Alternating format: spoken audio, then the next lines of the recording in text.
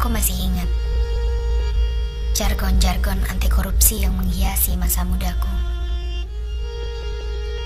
Korupsi itu merusak. Korupsi itu busuk. Korupsi itu jahat. Masih jelas pula di ingatanku beberapa tahun lalu ada iklan televisi.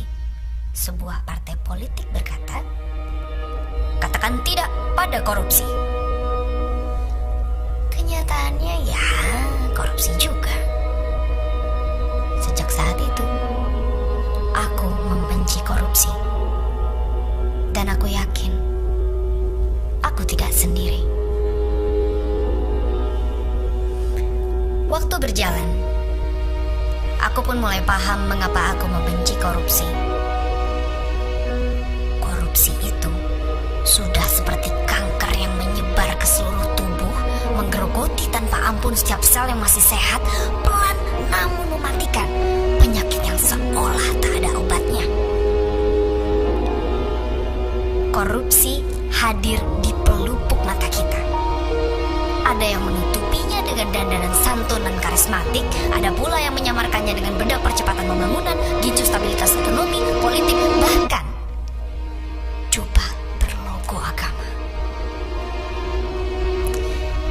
Tidak sedikit yang memilih pasrah tanpa perlawanan. Yang penting, agenda politik terus berjalan.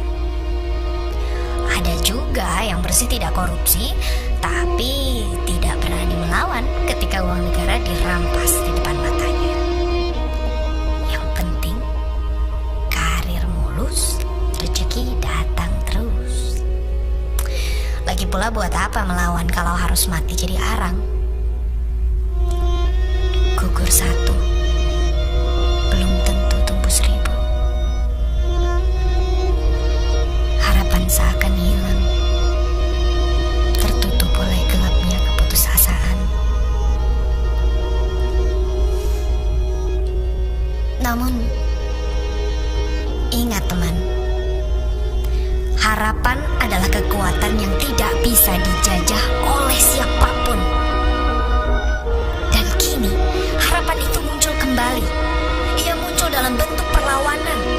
Harapan yang meledak-ledak tanpa kompromi, harapan yang jujur apa adanya, tanpa topeng yang menutup muka, tanpa basa-basi yang sebenarnya palsu. Harapan itu masih menyala, teman. Secuil harapan yang harus terus dijaga karena banyak yang ingin memadamkan. Harapan yang terus dihantam supaya tenggelam, harapan yang terus difitnah supaya menyerah, harapan yang akan dipatahkan karena ia terlalu lurus untuk dibengkokkan, harapan yang ingin dibungkam karena ia bersuara kebenaran. Teman, lucunya negeri ini.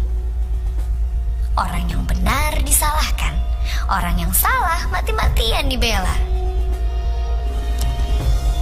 Terlalu lama kita dijebak dalam kesantunan yang menghancurkan. Terlalu lama kita terjerat dengan kesopanan yang menikam kita dari belakang. Terlalu lama koruptor santun dengan tenang berkeliaran di luar sana belum minta saham. Cukup.